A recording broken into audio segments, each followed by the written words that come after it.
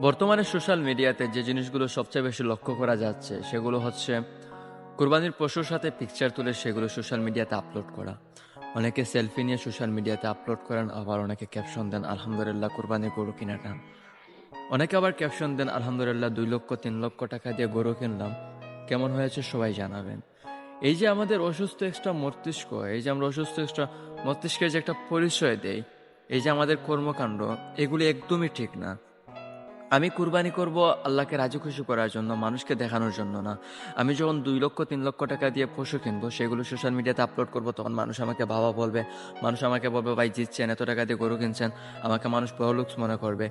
এইরকমটা করার মতো বা বোঝানোর মতো কিছু না। আপনি কুরবানি করবেন আল্লাহকে রাজি খুশি করানোর জন্য, মানুষকে দেখানোর জন্য না। মানুষ আপনাকে কি বলবে, মানুষ আপনাকে কি বলছে, এটা দেখানোর জন্য না। এখন ধরেন আপনি 3 লক্ষ টাকা দিয়ে কুরবানি করছেন, কিন্তু আল্লাহর কাছে যদি কবুল না হয়, তাহলে এই 3 লক্ষ টাকার কোনো ভ্যালু নাই।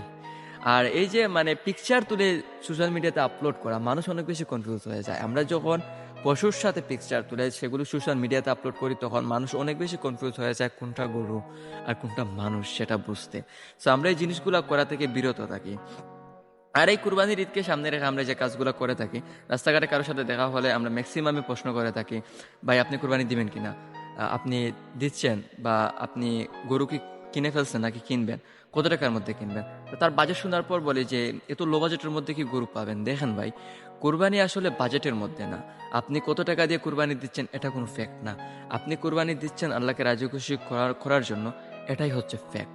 এখন আপনি 3 লক্ষ টাকা দিয়ে কুরবানি করলেন, আপনার কুরবানি কবুল হলো না। অনেকে 30,000 40,000 টাকা দিয়ে কুরবানি করলো, তার কুরবানিটা আল্লাহর কাছে কবুল হয়ে গেল।